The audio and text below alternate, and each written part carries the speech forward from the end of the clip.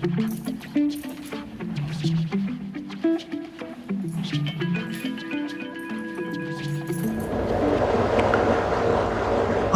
ताओ ते चिंग का 12वां सूत्र 12th वर्स हम लेते हैं। लाओ त्से लिखते हैं, the 5 colors blind the eye, the 5 tones deafen the ear, the 5 flavors dull the taste, the chase and the hunt craze people's minds. Wasting energy to obtain rare objects only impedes one's growth. The master observes the world but trusts his inner vision. He allows things to come and go. He prefers what is within to what is without. अर्थात जो 5 रंग हैं वो हमारी आंखों को अंधा बना देते हैं, 5 सुर कानों को बहरा बना देते हैं और 5 स्वाद हमारे स्वाद की इंद्रिय को खत्म कर देते हैं, समाप्त कर देते हैं। शिकार और बस भागते रहना, दौड़ते रहना लोगों के मन को उन्माद से भर देता है, उन्मादग्रस्त बना देता है। जो दुर्लभ पदार्थ हैं उनको पाने में हम जितनी ऊर्जा नष्ट करते हैं उसका परिणाम होता है कि हमारी जो विकास की यात्रा है वो अवरुद्ध हो जाती है।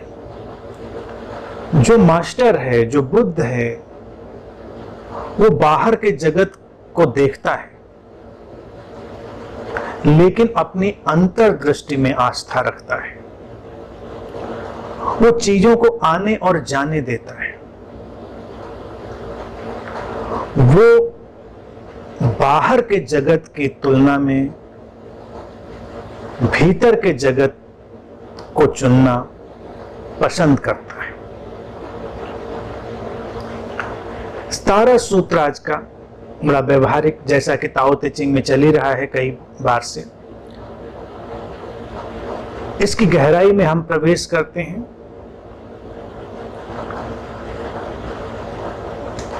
लाओ त्से ने लिखा है 5 रंग आंख को अंधा कर देते हैं, 5 सुर कान को बहरा कर देते हैं और 5 स्वाद जीभ की जो स्वाद की क्षमता है उसको समाप्त कर देते हैं।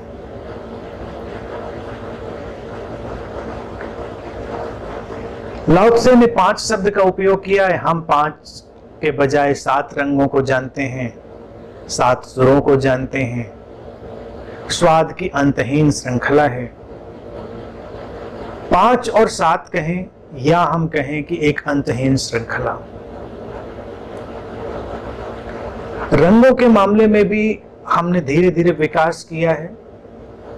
पहले मनुष्य की आंख ने 3 मौलिक रंगों को पहचानना शुरू किया, फिर 3 से 5 तक आए, 5 से 7 तक, और अब जैसे जैसे विकास क्रम बढ़ रहा है हम रंगों के और सूक्ष्म भेदों को देखने में सक्षम। अब जो लाओ त्से कहना चाह रहे हैं वो बात बड़ी व्यवहारिक है, उसको समझने की जरूरत है। आंख और रंग का रिश्ता है। आंख है तो हम रंगों को देखते हैं, रंगों की पहचान आती है। आंख का होना ही इस बात पर निर्भर करता है और हमको पता भी इसी बात से चलता है कि हम देख पा रहे हैं रंगों को या नहीं देख पा रहे हैं। वही हमारे कानों को है, वही हमारी स्वाद की इंद्री को है, वही स्पर्श की किसी भी इंद्री पर हम इसको लगा लें। केवल एक ही इंद्री की बात नहीं है। लाओ त्से ने अगर 3 का जिक्र किया तो लाओ त्से तो कम में बात कहना पसंद करते हैं, बाकी आगे आप उसको समझते जाएं और जोड़ते जाएं कि और क्या क्या हो सकता है। बात बड़ी छोटी सी है, लेकिन अगर उसको हम मनोवैज्ञानिक रूप से देखें तो बड़ी विचित्र है। यूं लगता है कि हम रंगों को देखते हैं, ये तो सुंदर है, और जितना हम रंगों को देखते हैं उतना हम अपनी आंख को और अच्छा अनुभव करा पाते हैं। लाओ त्से कहता है ये रंगों की जो प्रक्रिया है, हमारे आंखों पर जो रंग गिरते हैं वो धीरे धीरे हमें अंधा बना देते हैं। अंधा हमें कई तरह से बना सकते हैं। अंधे का देखिए एक ढंग तो फिजिकल ही है और एक उसका साइकोलॉजिकल है। हम लोग बॉडी माइंड, शरीर मन, ऐसी एक संयुक्त घटना है। तो जब भी कोई बात कही जाती है तो उसको संयुक्त रूप से ही देखना होगा, कंबाइंड फॉर्म में। और इंद्रिय के बारे में भी अगर हमको देखना है तो इंद्रियों का एक शारीरिक रूप और एक इंद्रियों का मानसिक रूप देखना पड़ेगा। हम देखते हैं बाहर अपनी आंख से और हम देखते हैं अपने मन से भी। रंग बाहर ही नहीं होते, रंग हमारे मन में भी होते हैं। हम विश्लेषण करते हैं, हम उनका आकलन करते हैं, हम रंगों को अपने ढंग से समझते हैं। इसीलिए रंग जो हैं किसी के लिए एक सुंदर यात्रा बन जाते हैं, किसी के लिए रंग भी एक विचारधारा बन जाते हैं, रंग भी एक किस्म का नैरेटिव पैदा करने लगते हैं। धर्मों ने रंग चुन लिए, संप्रदायों ने रंग चुन लिए, विचारधाराओं ने रंग चुन लिए, तो उसके अलावा जो और रंग हैं उनको वो फीके जान पड़ने लगते हैं। किसी ने हरा चुन लिया, किसी ने लाल चुन लिया, किसी ने पीला, किसी ने सफेद, किसी ने काला। रंगों का तो तमाम जगत है जो हम चुनते जाते हैं। तो एक तो बाहर के जगत में और दूसरा हम भीतर के जगत में उनको लगातार विभाजित करते हुए चले जाते हैं। जितना ज्यादा हम उनको विभाजित करते हैं उतना ही ज्यादा हम भी विभाजित होते चले जाते हैं। अब सूरज की रोशनी जब हमारे ऊपर गिरती है तो हम देखें वो एक अखंडित रोशनी है, रोशनी है। हम रोशन हो जाते हैं, प्रकाश में नहा जाते हैं, लेकिन उसी रोशनी को जब हम एक प्रिज्म से गुजारते हैं तो वो 7 किरणों में टूट जाते हैं, 7 रंगों में। हम जानते हैं अब इन 7 रंगों का विस्तार, इस स्पेक्ट्रम को, और फिर इन्हीं रंगों के मिलने से बनते हैं अनगिनत रंग।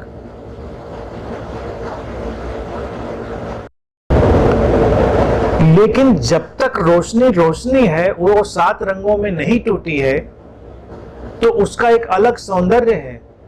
और जब वो 7 रंगों में टूटती है तब भी उसका एक अलग सौंदर्य निकलता है। इंद्रधनुष कितने आकर्षक होते हैं, फिर रंगों का फैलाव कितना आकर्षक होता है। लेकिन फिर जैसे ही वो रंग अपने विकल्पों में टूटते हैं, वो हमारे भीतर भी प्रवेश करते हैं, हमारे मन में भी आते हैं। फिर रंगों के साथ एक तादात्म्य पैदा होता है, एक अटैचमेंट पैदा होता है। रंगों के साथ विचार जुड़ते हैं, रंगों के साथ भाव जुड़ते हैं, संवेदनाएं जुड़ती हैं, स्मृतियां जुड़ती हैं, और एक अलग ही कारवां चल निकल पड़ता है। लाओ त्से कहते हैं ये रंग हमारी आंखों को अंधा बना देते हैं। कैसे अंधा बना देते होंगे? एक बात तो लिटरल शब्दशः सही है और एक सांकेतिक रूप से सही। सीधी सीधी बात यह है कि देखें, हम जितना ज्यादा देखते हैं, जितना ज्यादा आंखों का उपयोग करते हैं, उतना ज्यादा आंखों की जो जीवंतता है वो कम होती जाती है, थक जाती हैं आंखें, आंखों की ऊर्जा खत्म होने लगती है। आंखें जैसे दिए की तरह जल रही होती हैं और फिर धीरे धीरे बुझने लगती हैं। इसीलिए एक बच्चा जब बिल्कुल शिशु होता है, धीरे धीरे बढ़ रहा होता है, उसकी आंखों को देखें तो जैसे दो दिए जल रहे हों आंखों में, क्योंकि अभी बहुत कुछ देखा नहीं है उसने, और जो देखा है उसमें अभी उसकी व्याख्याएं नहीं आई हैं, उसमें उसके विश्लेषण, उसके सारे आरोपण, प्रोजेक्शन वो सब नहीं आए हैं। तो इसलिए उसकी आंखें तरोताजा है, देखेगा, धीरे धीरे विस्तार होगा देखने का, फिर धीरे धीरे आंखें डल पड़ने लगेंगी, मंद पड़ने लगेंगी। इसलिए बढ़ती उम्र के साथ आंखों के दिए मंद पड़ने लगते हैं। होना नहीं चाहिए ऐसा, क्योंकि अगर दिए जलते ही रहें तो उनकी ज्योति को और प्रभावशाली होना चाहिए, अनुभवी होना चाहिए। लेकिन बहुत कम ऐसी आंखें होती हैं जिनमें आंखों के दिए उम्र के लंबे पड़ाव के बाद भी वैसे ही प्रज्वलित हो, ज्योतिर्मय हो, उनमें वही चमक हो। मुश्किल होता है, बहुत कम आंखें देखने को मिलेंगी। आंखें भी वृद्ध होते होते बुझने लगती हैं। क्यों होता है ऐसा? क्योंकि हम अपनी ऊर्जा नष्ट कर डालते हैं आंखों के माध्यम से। और अब तो हम वैज्ञानिक रूप से इस बात को जानते हैं कि हम आंखों के माध्यम से अपनी सर्वाधिक लाइफ फोर्स, जीवन ऊर्जा नष्ट करते हैं। इसीलिए आप बहुत ज्यादा देर अपने मोबाइल स्क्रीन को देखें, बहुत ज्यादा देर आप अपने कंप्यूटर, अपने गैजेट, टैब उसको देखें, टीवी बहुत देर देखें तो आप थक जाते हैं, आपको लगता है आप आंख बंद कर लें। इसीलिए प्रकृति ने, निसर्ग ने हमको सोने का एक उपहार दिया है कि कम से कम वो आंखें तरोताजा हो जाएं, जो जीवन ऊर्जा नष्ट हुई है उसको एक बार फिर से संग्रहित किया जा सके और उनको पुनरुज्जीवित किया जा सके, आंखों को भी और आंखों के साथ पूरे जीवन को भी। इसीलिए हम 5 इंद्रियों की बात करते हैं और इंद्रियों को हम द्वार कहते हैं। तो वो जो द्वार हैं इंद्रियां, वही हमारे पूरे जीवन को संचालित भी कर रही हैं। एक एक द्वार का बंद होते जाना हमारा ही बंद होते जाना है, और एक एक द्वार का खुलना हमारा ही खुलना है, और एक एक द्वार का बहुत अधिक ढंग से व्यवस्थित होना, सुव्यवस्थित होना हमारा ही सुव्यवस्थित होना है। तो आप अगर आंखों से बहुत ज्यादा काम लेते हैं, उनका बहुत ज्यादा उपयोग करते हैं, तो आंखें क्षीण होने लगती हैं। अब इस पर इसके साथ ही दूसरा पहलू भी आ जाएगा, वो आ जाएगा हमारा मानसिक पहलू। शरीर और मन जुड़े हुए हैं। आंखें जब बिना किसी पूर्वाग्रह के उपयोग में लाई जाती हैं तो फिर भी उनकी जो जीवंतता है उतनी नहीं खोती है। ऊर्जा तो लगती है, देख रहे हैं तो एक ऊर्जा का आदान प्रदान हो रहा है, लेकिन जब हम देखने में बहुत सारे विभाजन करते हैं और चुनाव करते हैं, देखने में भी हम विचारधाराएं डालते हैं, अपने भाव डालते हैं, अपनी स्मृतियां डालते हैं, तो आंखों का जो प्रवाह है बिल्कुल अलग हो जाता है। भाव के साथ, विचार के साथ आंख का संयुक्त हो जाना आंख को एक अलग यात्रा पर ले जाता है। तुम प्रेम से देखो किसी को या किसी भी चीज को, आंखें जीवंत हो उठने लगती हैं। ऐसा लगता है आंखों में कोई जीवन ऊर्जा दौड़ पड़ी है।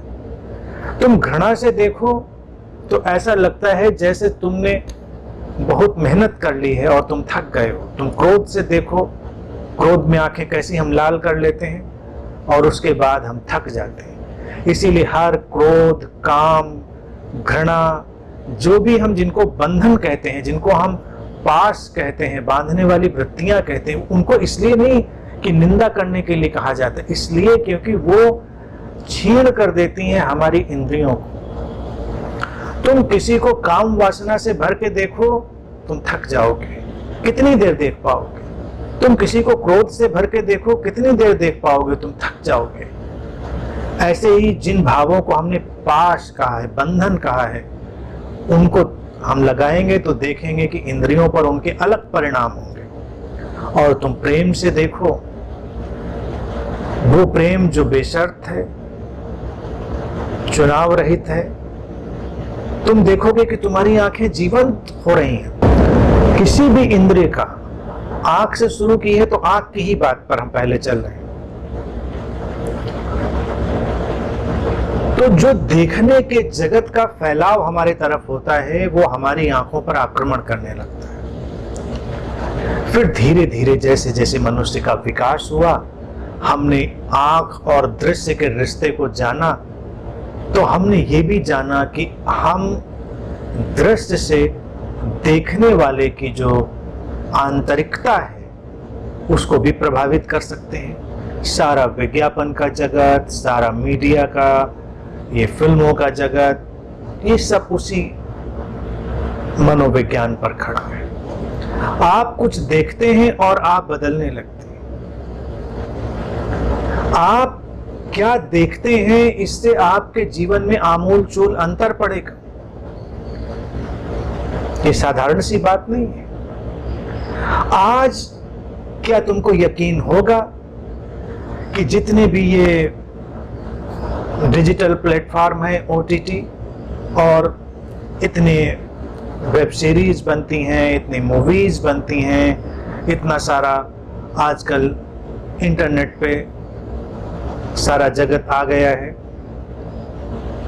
तो उसमें बहुत सारे लोग उसमें साजिशन काम करते हैं। वो जानबूझकर एक नैरेटिव पैदा करेंगे, एक एजेंडा पैदा करेंगे, और कैसे किसी को, किसी की मानसिकता को कैसे हम विकृत करें, इस पर काम करेंगे। इसीलिए ये आज का वक्त लाओ त्से की अंतर्दृष्टि को समझने के लिए बड़ा उपयुक्त है, बड़ा चुनौतीपूर्ण समय है। सभी के हाथ में मोबाइल है, इंटरनेट है, कोई कुछ भी देखता है और कुछ भी उपलब्ध है, लेकिन जो कुछ आप देखते हैं वो आपके भीतर प्रवेश करता है, और जब कुछ भी आपके भीतर प्रवेश करेगा तो वो दो काम करेगा, या तो आपको जीवन देगा या आपका जीवन लेगा। जैसे हम भोजन अपने भीतर डालते हैं तो भोजन के दो ही काम हैं, या वो तुम्हें पोषण देगा या तुमसे पोषण ले लेगा। अर्थात कोई तुमने ऐसी चीज खाई जो तुम्हारे जीवन को नष्ट करने वाली बन सकती है, तुम बैक्टीरिया, वायरस उनका इंटेक कर गए तो वो तुमसे पोषण देंगे। इसी तरह से ये जो दृश्य जगत है बाहर का एक भोजन की तरह, उसको आज के वक्त में बहुत ही कॉन्स्पिरेसी के चलते हुए हमें परोसा जाता है। इसीलिए आज के वक्त में माता पिता की भूमिका भी बड़ी महत्वपूर्ण हो गई है कि आप सतर्क रहें, देखें कि आपके बच्चे क्या देखते हैं। आजादी के अलग मायने थे पहले और आज हो गए अलग मायने। जैसे किसी को लगे कि हम इंटरफेयर करें तो हमको बिल्कुल करना चाहिए, क्योंकि आजकल तो हमको पता ही नहीं कौन सा जहर कब किसके भीतर आ जाएगा।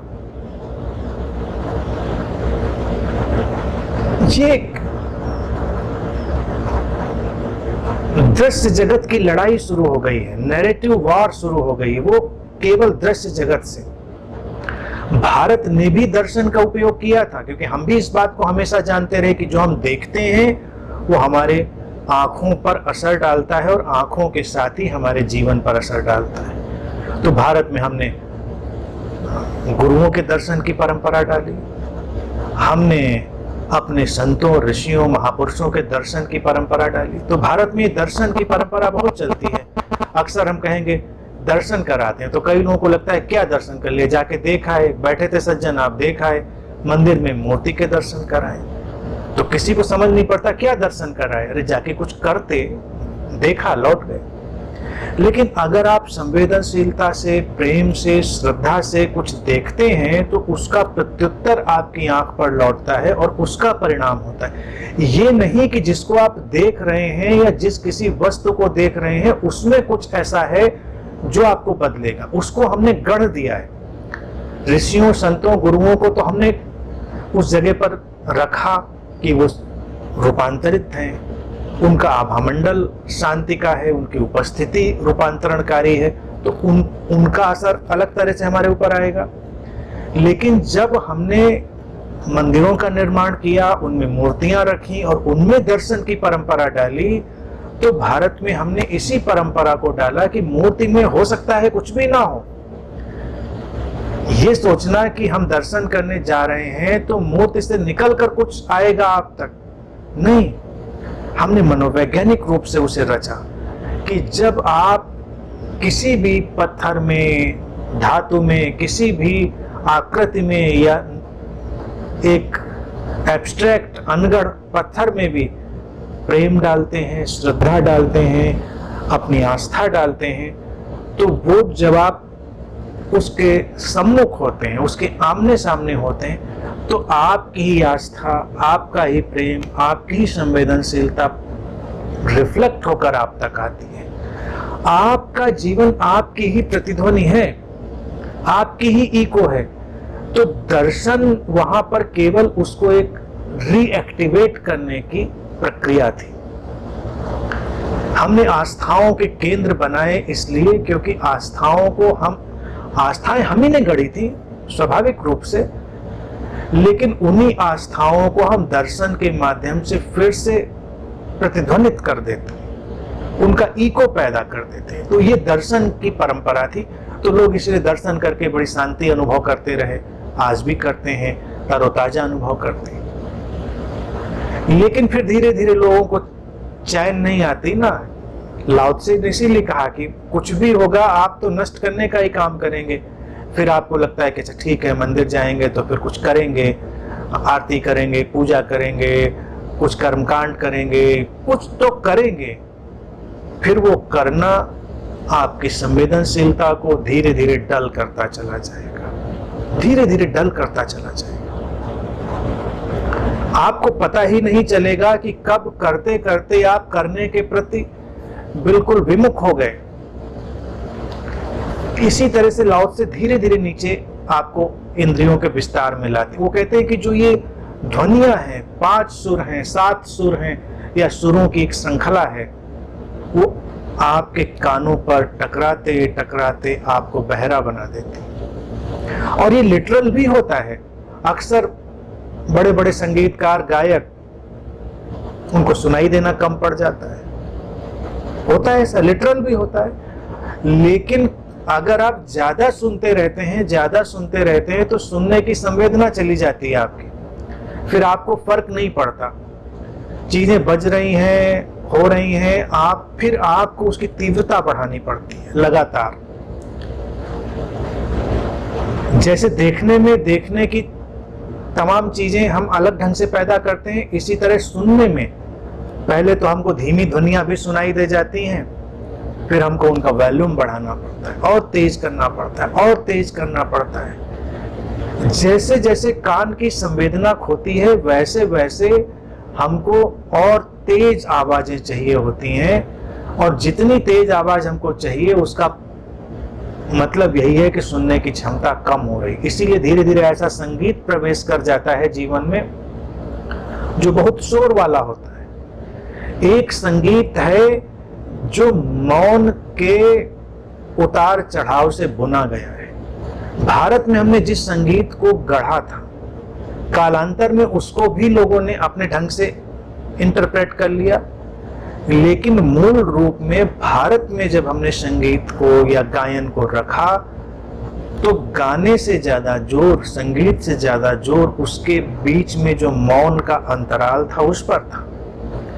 मौन को अनुभव करना था, वो आपको पुनर्जीवित करेगा, जीवंत बनाएगा। तो गायन ऐसा कि तुम्हारे भीतर के मौन को उभार दे, संगीत ऐसा जो तुम्हारे भीतर की निस्तब्धता को उभार दे। अगर तुम उस निस्तब्धता को, उस मौन को स्पर्श नहीं कर पाओगे तो धीरे धीरे बहरे होने लगोगे। बहरे शारीरिक रूप से भी, मानसिक रूप से भी। फिर तुमको और लाउड चाहिए, और तेज तुमको संगीत चाहिए, आवाजें चाहिए, सुनने की क्षमता कम होने लगी। फिर ये जो सुनना है, जैसे देखना है वैसे सुनना, तो सुनने के भी बड़े आयाम हैं, सुनने के अपने नैरेटिव हैं। कोई अलग तरह से बोल के किसी चीज को लगता है कि ये चीज बड़ी अच्छी है, उसमें उसको बड़ा रस आता है तो उसको दूसरी चीजें बड़ी अजीब जान पड़ती हैं। कोई संस्कृत में कोई चीज पढ़ रहा है तो उसको बड़ी कर्णप्रिय लगती है, तो कोई अरबी में पढ़ रहा है तो उसको बड़ी कर्णप्रिय लगती है, तो कोई किसी और भाषा में पढ़ रहा है तो उसको बड़ी कर्णप्रिय लगती है, तो दूसरे वाले की कान को चुभती भी है। क्योंकि एक से जब आप अटैच होते हैं तो दूसरे के प्रति आप अनजाने में ही निंदा में पड़ जाते हैं। इसीलिए जो लोग बड़ी संगीत में रुचि रखने वाले लोग हो जाते हैं उनको भी तुम देखोगे स्किज़ोफ्रेनिक हो जाते हैं। संगीत का मतलब एक मधुर बांसुरी की आवाज, एक सितार की बड़ी सी सुमधुर सी आवाज, उनको लगता है संगीत का मतलब यही। और अचानक कुत्ता भौंक दे, कौवा बोल दे, हॉर्न बज जाए, ट्रैफिक का शोर हो जाए तो उनको परेशानी होती, वो विचलित होते हैं। जब भी आप विचलित होते हैं किसी ध्वनि पर, इसका मतलब आपके कान अब मरने लगे हैं। ध्वनियों के प्रति आपने एक अपना नैरेटिव बना लिया है और अब आप अन्य ध्वनियों के प्रति संवेदनशील नहीं रह गए। ध्वनियों के प्रति आप तब संवेदनशील होते हैं और संगीत से आप तब लयबद्ध होते हैं जब सब कुछ संगीत बन जाता है आपके लिए, सब कुछ गायन बन जाता है। कोयल, उसकी आवाज भी तुमको सुंदर लगती है, कौवे को सुनो, उसकी भी अपने ढंग से अच्छी है। बेचारा क्या करे, उसको जैसी आवाज प्रकृति ने दी है वो बोलता है, बोलता तो है, उसके बोलने के प्रयास को सुनते। तुमको फिर कुछ भी विचलित नहीं करता। जंगल में तुम जाते हो, जंगल तुम्हें क्यों आकर्षित करता है? क्योंकि जंगल में सारी ध्वनियां हैं, कोई एक ध्वनि का चुनाव नहीं है वहां पर कि ये वाले पक्षी गाएंगे, ये वाले नहीं गाएंगे, सब गाएंगे, सारे जानवर बोलेंगे, सब कुछ होगा, हवाएं चलेंगी, वृक्ष अपने ढंग से झूमेंगे, गिरेंगे, तो जंगल आकर्षित करता है। लेकिन हम ध्वनियों का चुनाव करते हैं, हम उनको अपने ढंग से मैनिपुलेट करना चाहते हैं और हम जैसे जैसे उनको अपने ढंग से मैनिपुलेट करना चाहते हैं हम उनकी वास्तविक दुनिया से दूर हो जाते हैं। तो जितना हम ध्वनियों की वास्तविक दुनिया से दूर हो जाते हैं उसका अर्थ ही ये होता है कि हमारे कान बहरे होते जा रहे हैं, क्योंकि हमको बहुत कुछ सुनाई नहीं देता। अब जैसे जैसे सुनने में भी तुम देखो लोगों को अपनी इच्छाओं और वासनाओं के साथ उनको मिलाने का भाव पैदा होने लगता है, तो इतना सेलेक्टिव सुनना हो जाता है कि बहुत कुछ वो सुन ही नहीं पाते। तो कालांतर में क्या घटता है कि व्यक्ति वही देखता है जो देखना चाहता है और वही सुनता है जो वो सुनना चाहता है। जो है वो उसको दिखाई नहीं देता, जो कहा जाता है वो उसको सुनाई नहीं देता, वो तो कुछ और ही सुन रहा है। तुम मुझे सुन रहे हो, बड़ा जादुई और बड़ा चमत्कारिक हो सकता है कि अगर तुम बस सुनो और वही सुनो जो कहा जा रहा है, बिना किसी व्याख्या के, बिना किसी विश्लेषण के, बस इस आवाज को, शब्दों के इस ढंग को अपने से टकराने दो। तो ये जादू हो सकता है कि ये शब्द जो इस शरीर मन से उठे हों और इस शरीर मन में जिस स्रोत से आकर जिन तरंगों, रंगों, अर्थों में वो लिपटे हों, वो जब तुम्हारे शरीर मन से टकराएं तो वो अर्थ, वो रंग, वो सारे उसके जो ढंग हैं वो तुम्हारे भीतर भी खुल जाए। तुमने समझा नहीं, तुमने व्याख्या नहीं की और वो तुम्हारे भीतर खुल गए।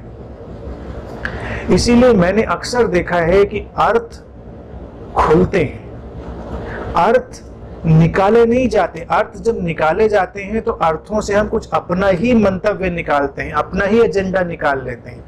लेकिन कभी कभी क्या होता है, कुछ शब्द फूल जैसे झरते हैं हमारे ऊपर और अचानक उनके भीतर से कुछ अर्थ प्रस्फुटित होकर हमारे जीवन में प्रवेश कर जाते हैं।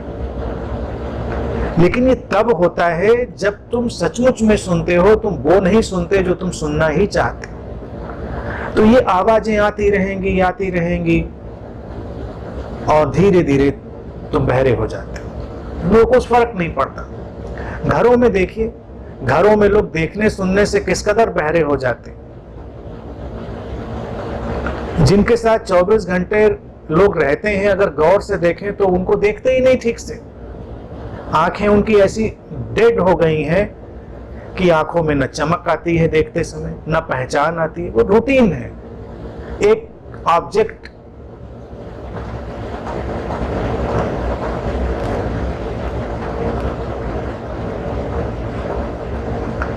घरों में रहने वाले लोग बड़े ऑब्जेक्टिफाइड हो जाते हैं, वस्तु में बदल जाते हैं।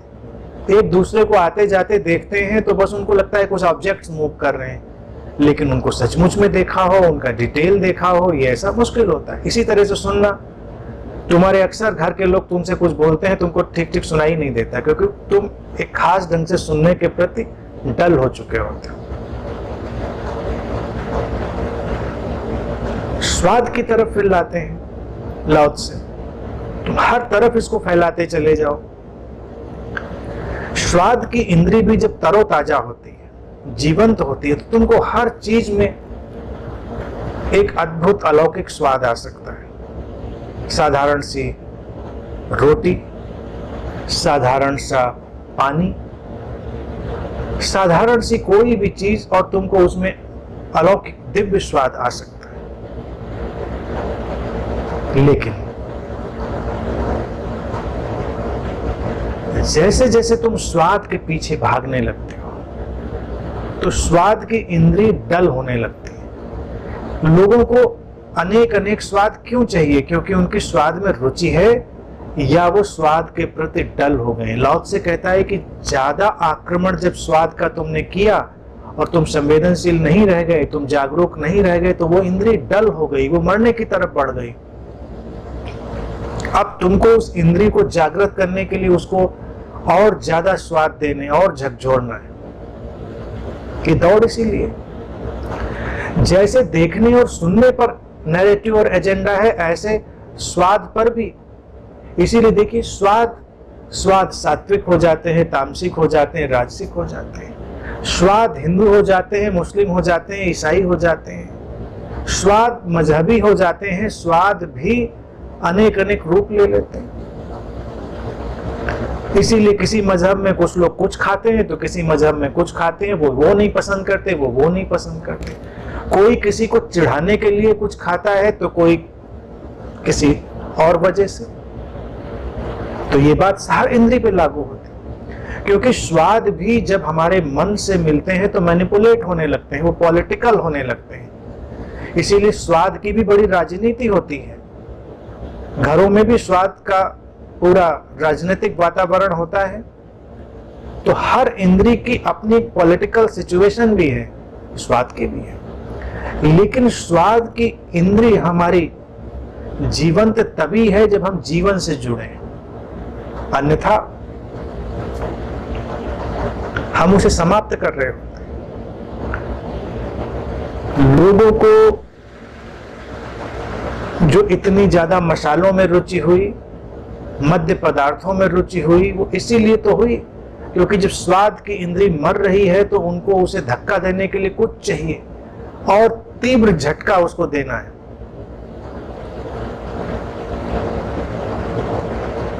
इंद्रियों की हालत वैसी हो जाती जैसे जब दिल काम करना बंद हो जाता है तो डॉक्टर लोग उसको इलेक्ट्रिक शॉक देते हैं ना, उसको शॉक देके एक बार फिर रिवाइव करते हैं। तो कई बार हम भी अपनी इंद्रियों को शॉक देकर रिवाइव करते हैं। ऐसे तो पता ही नहीं चल रहा था, लेकिन वो शॉक आया और रिवाइव। तो इसीलिए हम बचपन से बच्चों की ट्रेनिंग भी कर सकते हैं, चाहे वो देखने का मसला हो, सुनने का हो या स्वाद का हो। उनको ज्यादा से ज्यादा चुनाव रहित, चॉइसलेस बनाने की कोशिश करें। लेकिन माता पिता भी क्रेजी होते हैं, वो जरा सी बात पर नहीं, अच्छा हम ऐसा नहीं ऐसा नहीं, और एक पूरा एक अलग वातावरण बनाते चले जाते हैं। फिर जब वो बच्चे बड़े होते हैं तो बहुत सेलेक्टिव हो जाते हैं, बहुत सेलेक्टिव, और फिर उनको जीना मुश्किल हो जाता है, इतने सेलेक्टिव हो जाते हैं, परेशानी होती है फिर उनको जीने। तो इसीलिए बच्चों को सामान्य चीजों का स्वाद लेना सिखाइए और आप भी उनका स्वाद लीजिए। बच्चे तो बड़े ऑब्जर्वर होते हैं। कई बार माता पिता को लगता है बच्चे ये चीज क्यों नहीं खा रहे हैं, क्योंकि आप भी तो नहीं खा रहे। आपको उन्हें मान लीजिए ग्रीन वेजिटेबल खिलानी, तो आप भी तो खाइए, पहले बैठ के एंजॉय करिए उसको। बच्चा देखता है आप तो कुछ और काम कर रहे हैं, तो उसको भी वही चाहिए। फिर देखिए स्वाद की इंद्री को भी कैसे हमने दृश्य और सबसे इन्वॉल्व करके प्रभावित कर दिया है। विज्ञापन में जो हम देखते हैं तो हम विज्ञापन खाने लगते हैं, हम चीज नहीं खाते हैं। बच्चों के साथ तो यही समस्या है, क्योंकि अभी उनका मस्तिष्क भी उतना विकसित नहीं हुआ और सारा जो विज्ञापन का जगत है वो बच्चों को टारगेट करके चीजें भी बेचता है, खाने के सामान भी बेचता है, और माँ बाप उनकी सुनते रहते हैं। धीरे धीरे बच्चों की इंद्रियां डल हो जाती हैं। आजकल तो देखिए हैरान करने वाली बात है, कम उम्र में ही ये सब डलनेस आ जाती है, चाहे वो आंख हो, चाहे वो कान हो, चाहे वो स्वाद हो, चाहे वो स्पर्श की इंद्री हो, कोई भी इंद्री। गंधों का भी वही हाल है। लाओ से तो 3 की बात करें, आप सारी बात पे उसी को फैला सकते हैं। गंधे, आप अगर संवेदनशील हैं तो आपको सूक्ष्म गंधों का एहसास होगा और आप उनके साथ लयबद्ध होकर जी पाएंगे। जब लोगों की सूंघने की क्षमता कम हो जाती है तो उनको और स्ट्रांग परफ्यूम चाहिए, उनको और ज्यादा तेज गंधे चाहिए, और जो ज्यादा गंधों में रहने लग जाते हैं उनकी सूंघने की क्षमता और खत्म हो जाती है, संवेदनशीलता उनकी और मंद हो जाती है। ये सारी चीजें हमको साधना में लानी है। लाओ त्से उसी साधना की तरफ इशारा कर रहा है। वो कहता है कि लाओ त्से ने संयम शब्द का उपयोग नहीं किया है, लेकिन इसमें बात वही है कि जब हम एक संयम से भरा जीवन जीते हैं, संयम का अर्थ होता है संतुलित, बैलेंस्ड, तो जीवन ज्यादा सुंदर होता है। हम जीवन का ज्यादा अनुभव कर पाते हैं। हम जितना असंयमित होते हैं, हम असंतुलित होते चले जाते हैं, तो जीवन से हम उतना दूर होते चले जाते हैं।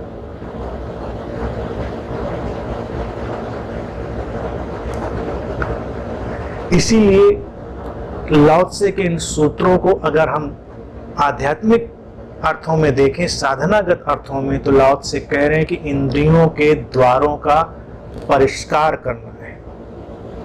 वो क्या करती हैं ये बात तो आपने समझ ली।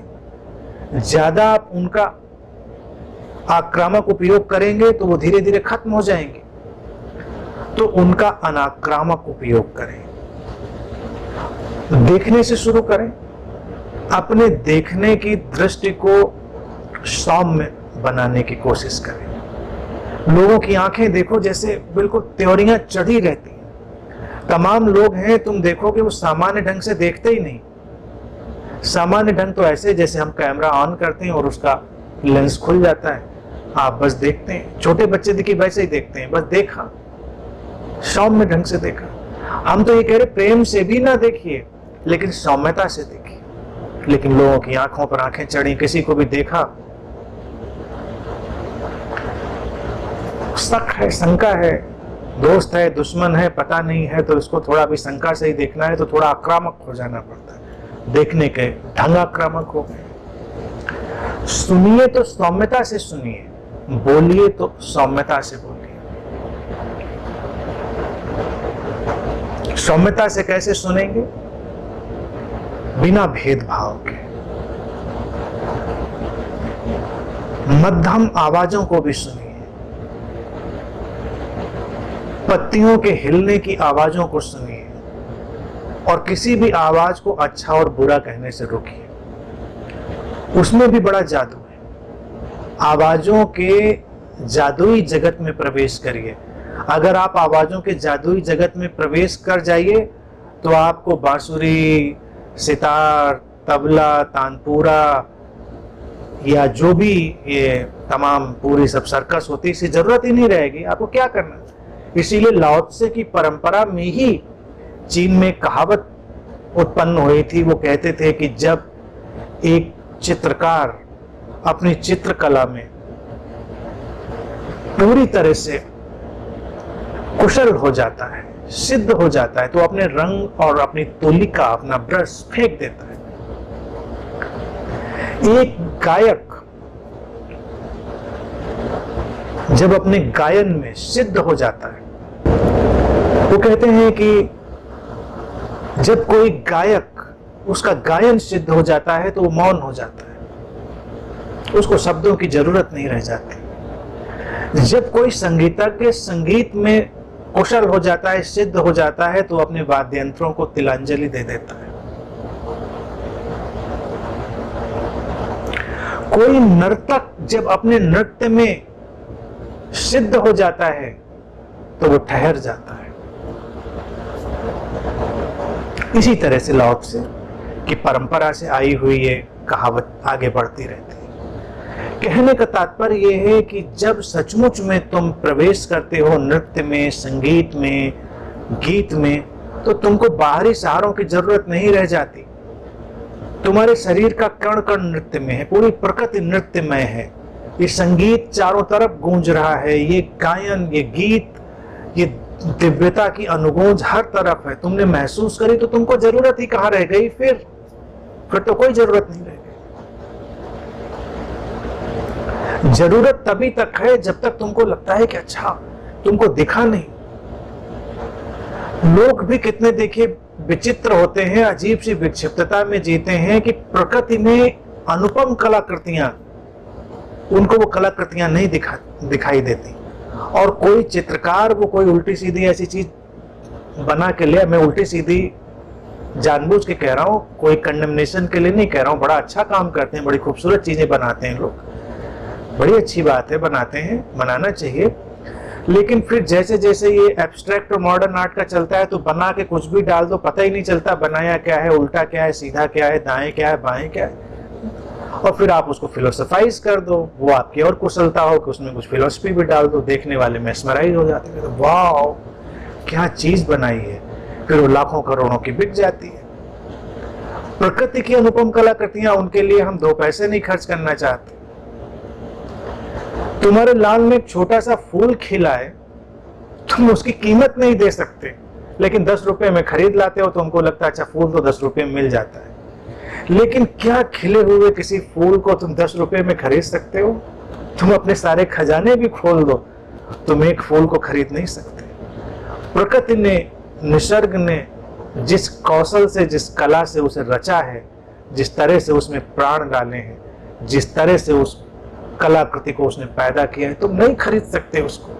किसी मनुष्य की क्षमता नहीं उस मौलिक कलाकृति को खरीद सके। छोटी से छोटी कलाकृति किसी की भी सीमा से बाहर है सामर्थ्य से, तो फिर हम कुछ सब्स्टिट्यूट कलाकृतियां बना लेते हैं, उनको खरीद सकते हैं, तो हमको एहसास होता है कि हम खरीद सकते हैं, हम सुंदरता को खरीद सकते हैं, तो व्यक्ति का और थोड़ा सा जो अहम है वो विकसित होता जाता है। ये सब हमारी गलत फहमियां। आप प्रकृतिस्थ हो, इंद्रियों का परिमार्जन करें, परिष्कार करें, तो इंद्रियां ही तुम्हारे लिए द्वार बन जाएंगे अलौकिकता के। भारत में हमने यही प्रयोग किया। हमने प्रार्थनाओं का ढंग बनाया, लेकिन प्रार्थनाओं को हमने मिलिटेंट नहीं बनाया कि तुमको प्रार्थना करनी ही है, तुमको ऐसे ही प्रार्थना करनी है। उसका एक बंदा बनाया फार्मूला है, उन्मुक्त, बिंदास, अपने भाव के साथ बहते हुए। और असली प्रार्थना जब घटती है तो प्रार्थना खत्म हो जाती है, पता ही नहीं चलता व्यक्ति प्रार्थना में है या बस यूं ही बैठा हुआ है। असली प्रार्थना में प्रार्थना की जरूरत नहीं, असली पूजा में पूजा की जरूरत नहीं, असली ध्यान में ध्यान की किसी प्रक्रिया और विधि की जरूरत नहीं। इंद्रियां जब द्वार बन जाएंगी, परिष्कृत हो जाएंगी, परिमार्जित हो जाएंगी, तो पूरा जीवन तुम्हारा रूपांतरित हो जाएगा। लाओ त्से उसी तरफ हमको लाने के लिए इशारे कर रहे हैं।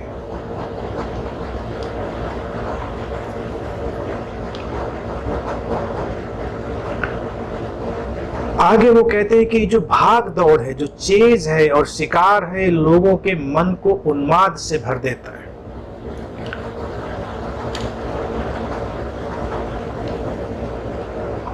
कितनी खूबसूरत बात है, शिकार और ये चेज। ये अनुवाद ठीक किया है जिसने भी किया है। कहीं कहीं इसका अनुवाद लोगों ने हॉर्स रेस और ऐसे कर दिया, वो उचित नहीं था। चेज वर्ड बिल्कुल ठीक है, बस भागते रहना, पीछे करता रहना किसी भी चीज का, किसी भी वासना का। और शिकार, शिकार केवल जानवरों का नहीं होता, शिकार एक मनोवृत्ति है और भागना दौड़ना भी एक मनोवृत्ति है। चेजिंग और हंटिंग एक मनोवृत्ति है जो हमको उन्मादी बना देती है, उन्मादग्रस्त कर देती है।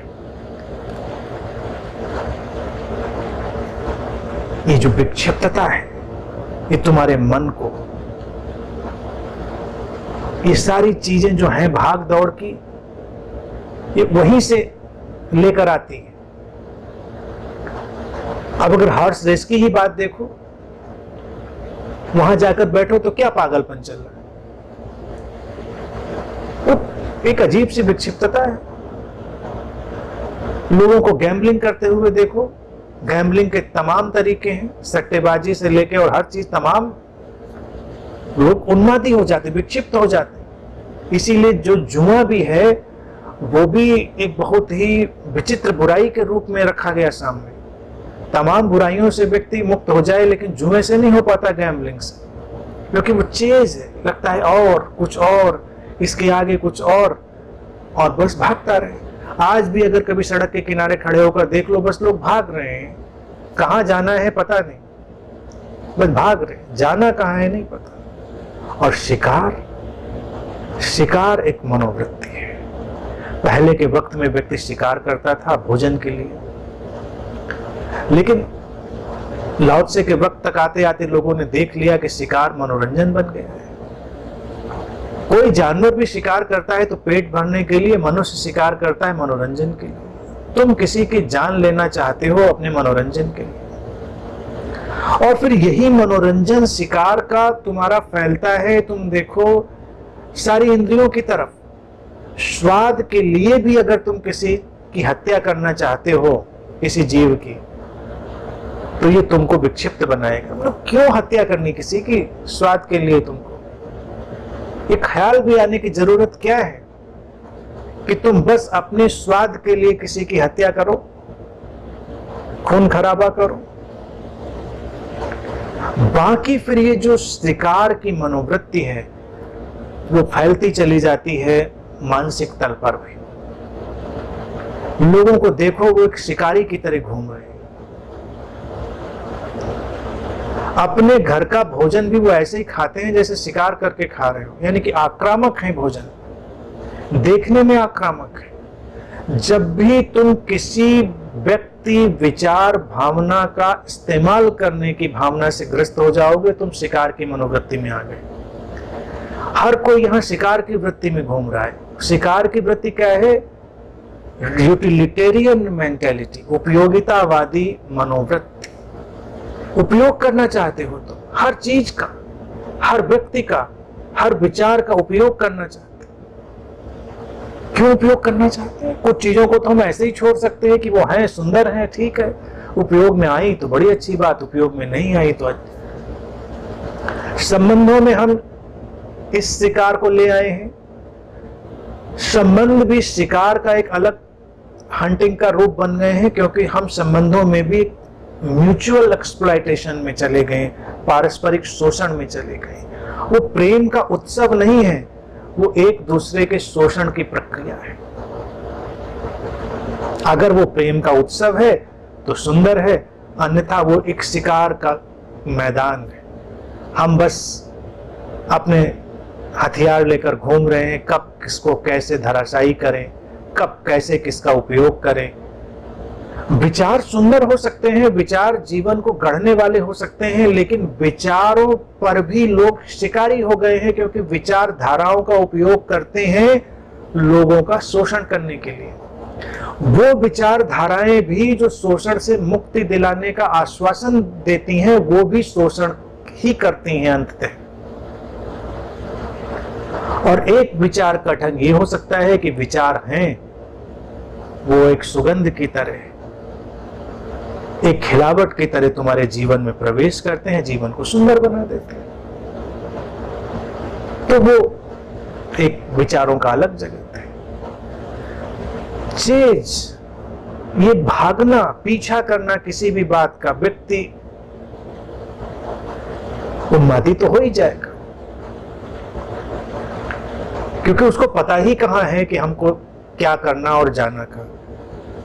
धार्मिक हो जाए तो एक अलग किस्म की चीज में, और शो कार्ड सांसारिक हो जाए तो एक अलग चीज में। लेकिन वो जो भागना है वो रुकता नहीं। संसार में, हालांकि संसार और अध्यात्म में कोई भेद नहीं है, लेकिन व्यक्ति को आगे आगे चलते जाना है। स्टार, सुपरस्टार, मेगा स्टार और पता नहीं क्या क्या बनते जाना है, और फिर ड्रग्स वक्स में डूबकर खत्म हो जाना है। नहीं भी डूबना है तो अंत में खत्म ही हो जाना है। ये दुनिया कहाँ याद रखती है कि कौन स्टार था, सुपरस्टार था और कौन मेगा स्टार था। फिर से कोई नया तारा उगाता है और फिर वो अलग ढंग से अपना काम करता है। कितने तारे आए और गए, टूटे और गए, कितने फूल खिले और बिखरे, संसार कहाँ हिसाब रखता है किसी का। लेकिन हम एक चीज में, हम एक भाग दौड़ में घोड़ों की तरह भागते जा रहे हैं।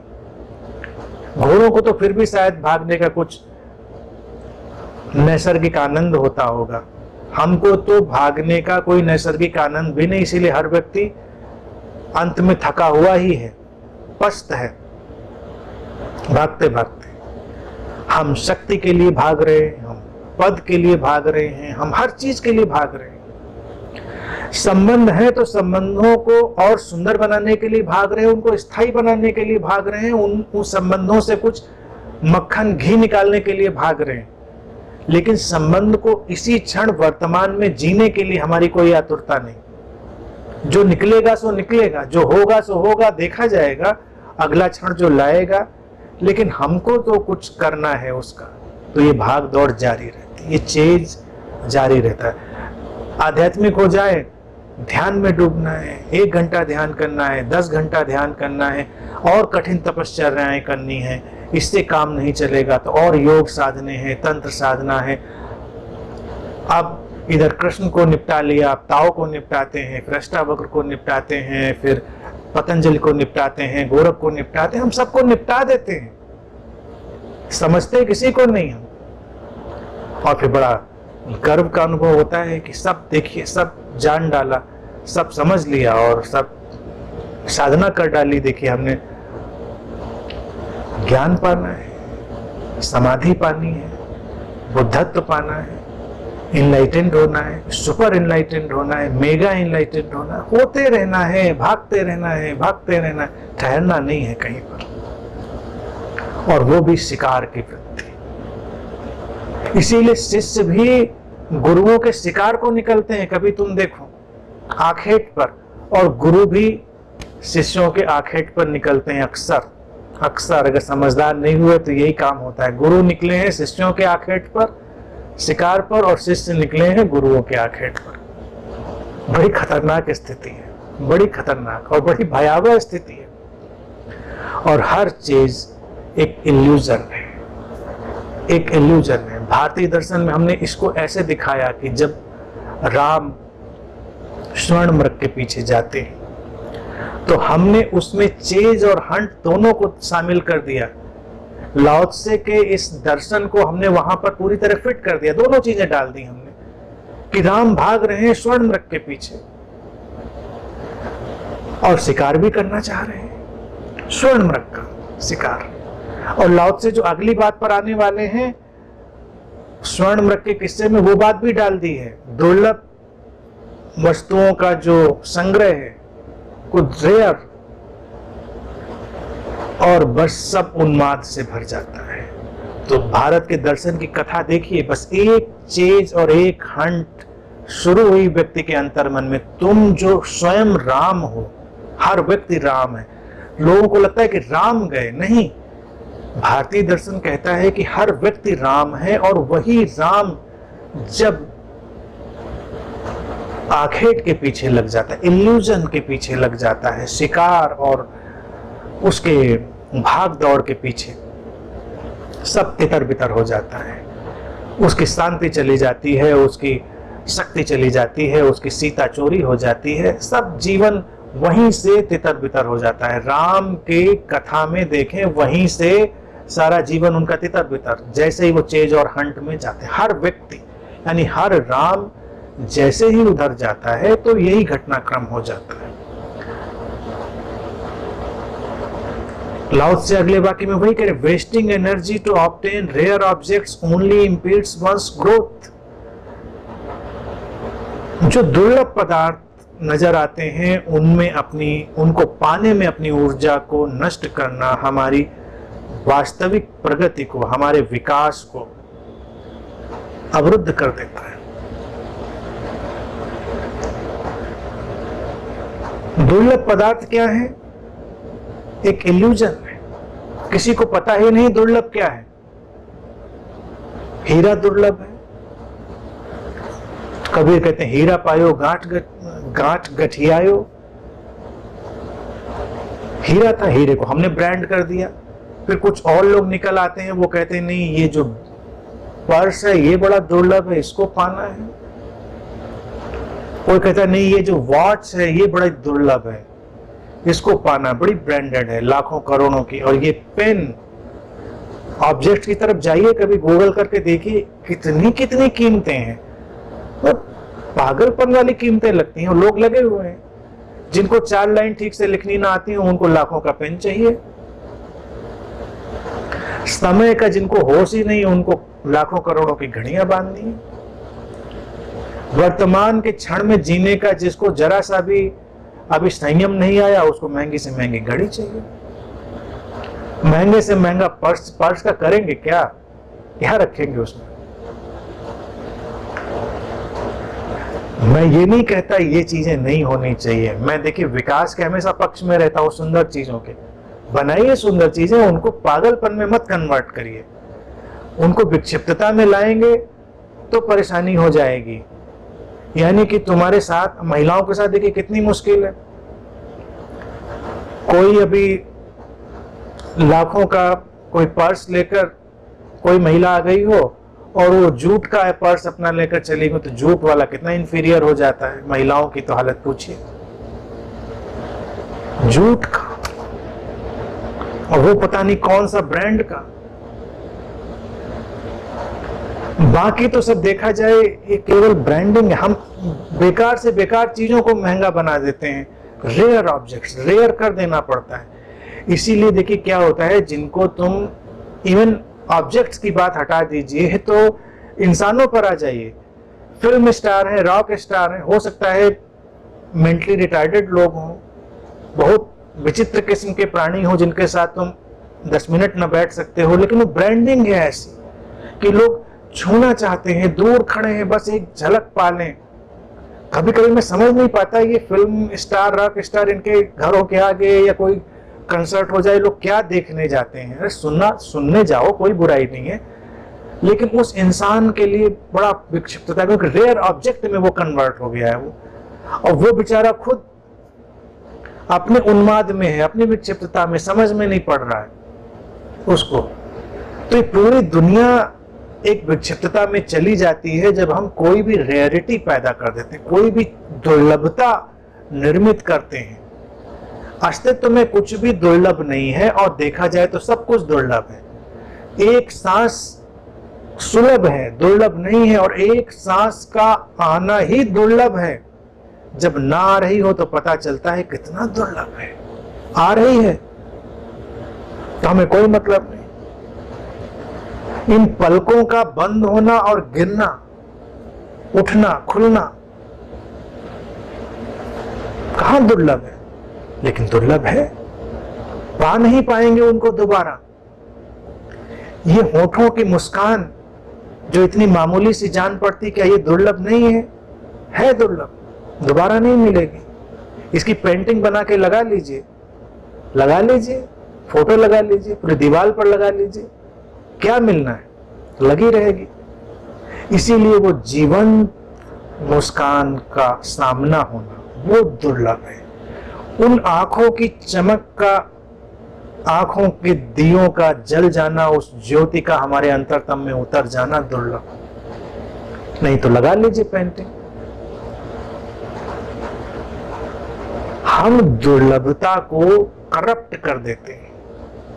जैसे जैसे हम उस दुर्लभ पदार्थ, दुर्लभ विचार, दुर्लभ विषय को हम अपने हिसाब से व्याख्या में डालते रहते हैं, हमारा जीवन विक्षिप्त होता चला जाता है। आगे लाओ से कहते हैं कि जो बुद्ध है, जो गुरु है, वो बाहर के जगत को देखता है, लेकिन वो अपनी अंतर्दृष्टि में आस्था रखता है। वो चीजों को आने और जाने देता है।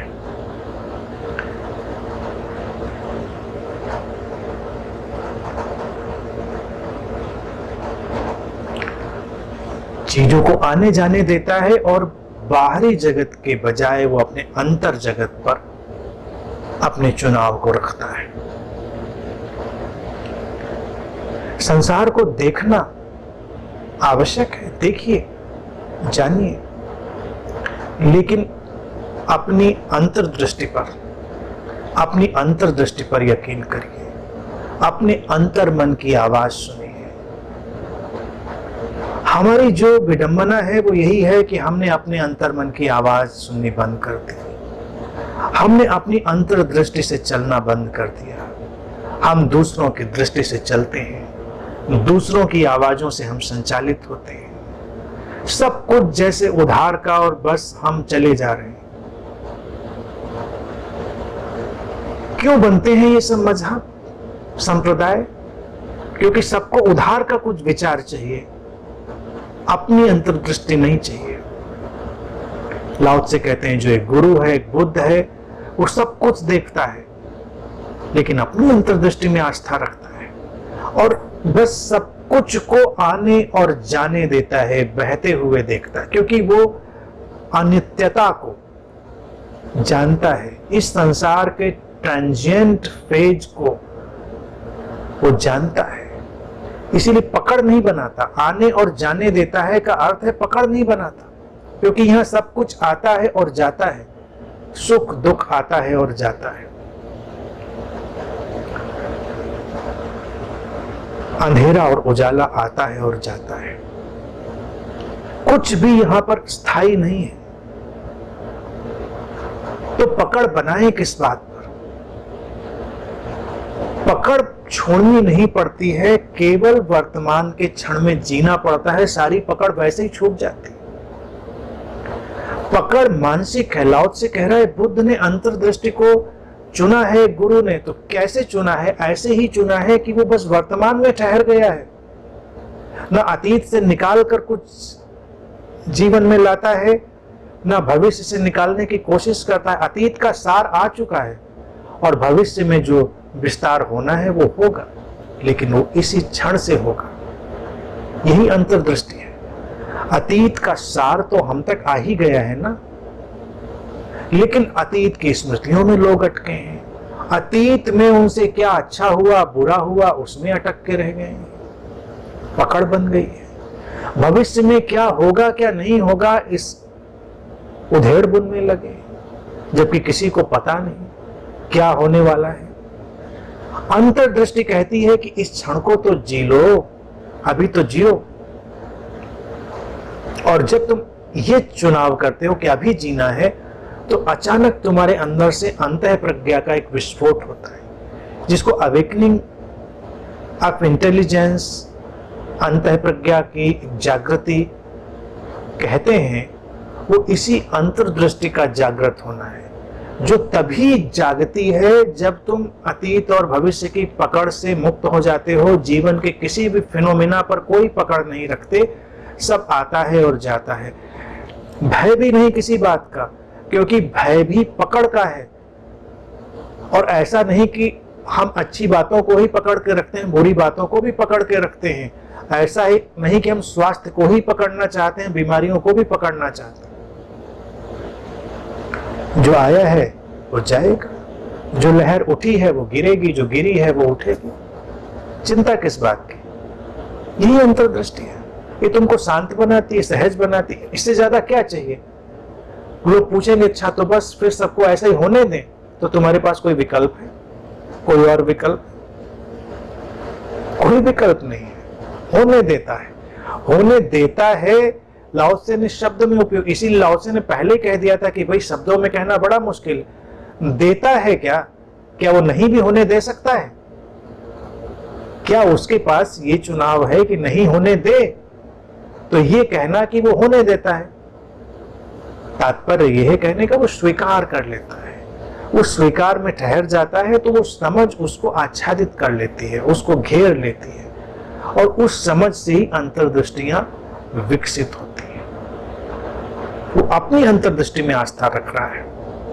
इसीलिए क्या होता है कि बाहर से तुम्हारे ऊपर कुछ भी थोपा जाए, बाहर से तुम्हारे ऊपर कोई भी आक्रमण किया जाए, लेकिन अगर तुम्हारी अंतर्दृष्टि विकसित हो गई है तो तुम उसी में आस्था रखोगे, तभी तुम मास्टर हुए, बुद्ध हुए।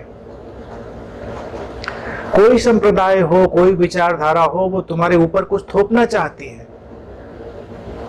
हर मजहब, हर सांप्रदायिक विचारधारा चाहती है कि तुम ये मान लो, जो कहा है उसको मान लो, और हम मानते चले जाते, हम प्रश्न नहीं उठाते, क्योंकि प्रश्न उठाने की बेचैनी हम क्यों लें, परेशानी क्यों लें? लाओ त्से कह रहा है कि अगर बुद्ध होना है और ताओ में जीना है तो देखो संसार को, सुनो सबकी, करो अपने मन की। अपने मन की करने का मतलब ये नहीं कि उपद्रव करो, अपने मन की करने की क्षमता को अर्जित किया जाता है, वो तुम्हें अर्जित करनी पड़ेगी, उस मुकाम तक पहुंचना पड़ेगा। तुम्हारे अंतरतम से तुम्हारे मन की तब हुई जब उसमें एक समस्वरता और शांति हो।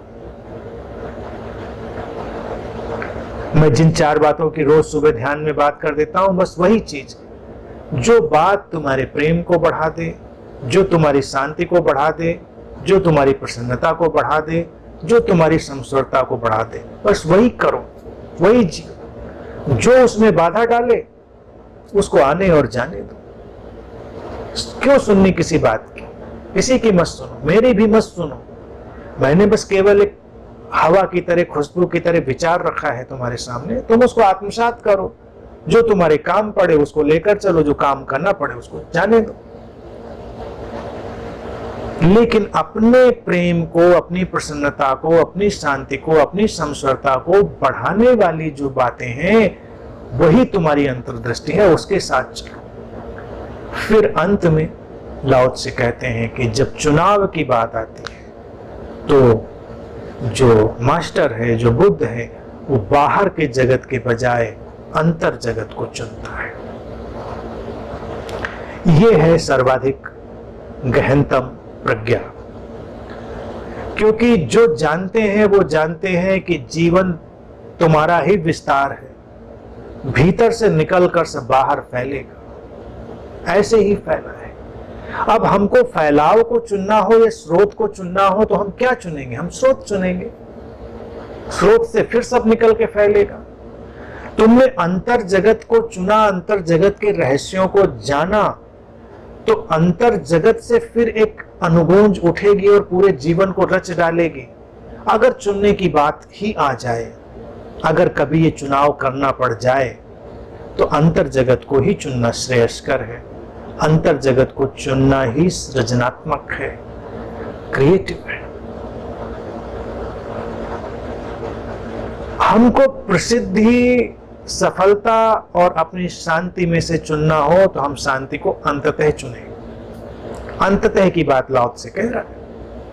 वो ये नहीं कह रहा है कि बाहर के जगत को छोड़ देना है, वो कह रहा है उसकी प्रेफरेंस है, चुनाव है उसका, वो उसको महत्व ज्यादा देता है।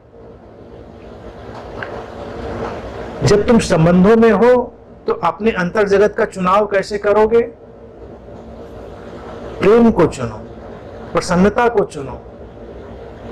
तुमने अंतर जगत को चुना, यानी अंतरतम से निकलने वाले आत्मिक गुणों को, आत्मिक मूल्यों को तुमने चुना।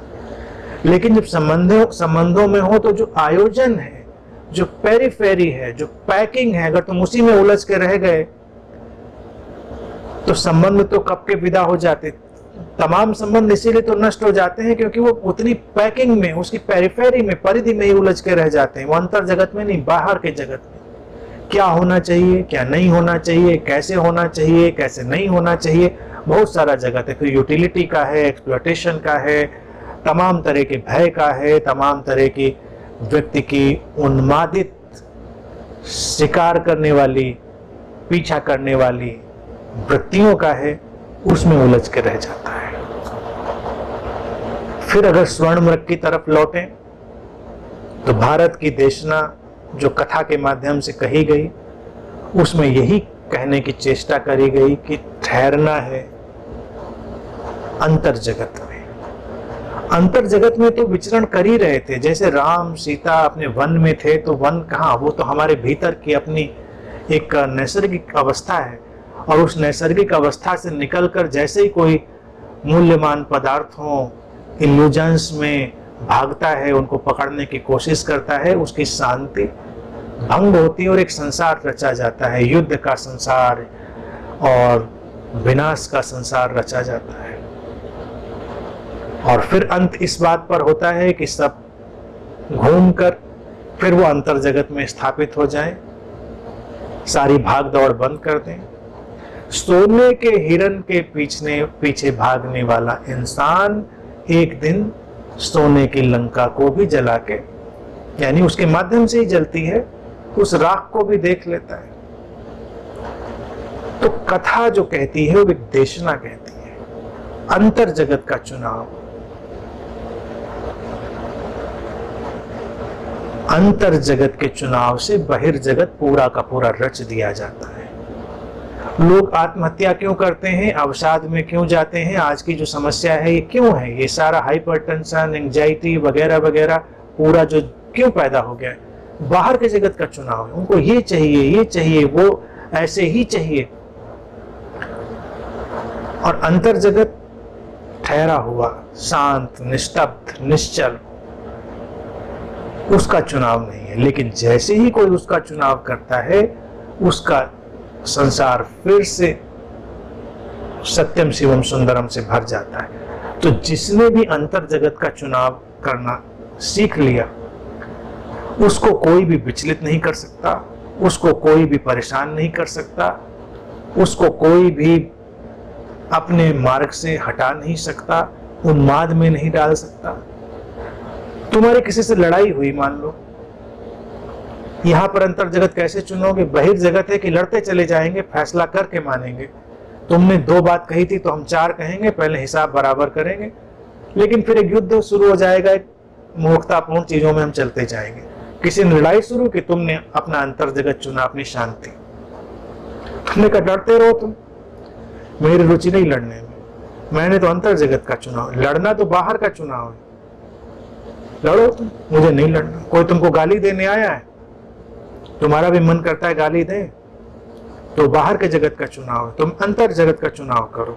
तो कोई नहीं, मुझे गाली नहीं देनी, मेरा मूड नहीं गाली देने का है, मैं तो बस शांत रहना चाहता हूं। तुम देखोगे कितना अद्भुत वातावरण तुम्हारे चारों तरफ बन जाता है। तो हर कदम कदम पर सृजनात्मक होकर, क्रिएटिव होकर तुम देखो कि कैसे तुम अंतर जगत और बहिर्जगत के बीच चुनाव पैदा करो। तुम सुबह से शाम तक अनेक अवसर पाओगे जब तुमको ये चुनाव करने होंगे। लाओ त्से कहता है ताओ उसी को उपलब्ध होता है जो इस चुनाव में जीता है। तुम जीना शुरू करो, चुनो। अनेक अनेक अवसर आएंगे, इसलिए उसको बताना मुश्किल है। तुमको सृजनात्मक होकर, क्रिएटिव होकर चुनना है, अपनी इंद्रियों का परिष्कार, परिमार्जन करते हुए, इस शिकार की, भागने की मानसिकता से हटते हुए, सर्व स्वीकार में जीते हुए, अपनी अंतर्दृष्टि में आस्था रखते हुए, जो है ये आना जाना, ये बहता हुआ जगत, उसको वैसा ही स्वीकार करते हुए, बस ऐसे ही तुम जीना शुरू करते हो, तो ये ताओ तुम्हारे लिए प्रकट हो जाता है। और तब तुम्हारी आंखों के दिए हमेशा जलते रहते हैं, उतने ही ज्योतिर्मय। किसी साधक की सफलता तभी है उसकी साधना की, जब उम्र के किसी भी मुकाम पर मिल जाए और तुम्हारी तरफ देखे तो ऐसे लगे कि जैसे कोई रोशनी वहां से उठकर तुम तक चली आई। इसीलिए तो भारत में हमने कहा आंखों से पहचान हो जाती। आंखों से ऐसे नहीं कि आंखों में कुछ रखा है, हम उसको पढ़ लेंगे, डिकोड कर लेंगे। आंखों की ज्योतिर्मयता, आंखों की जीवंतता, आंखों की बेशर्त अवस्था, और केवल आंखों की नहीं, सारी इंद्रियों की, पूरे जीवन की, वही ताओ है, वही तुमको बुद्ध बनाने की प्रक्रिया है। आज के लिए इतनी ही बात।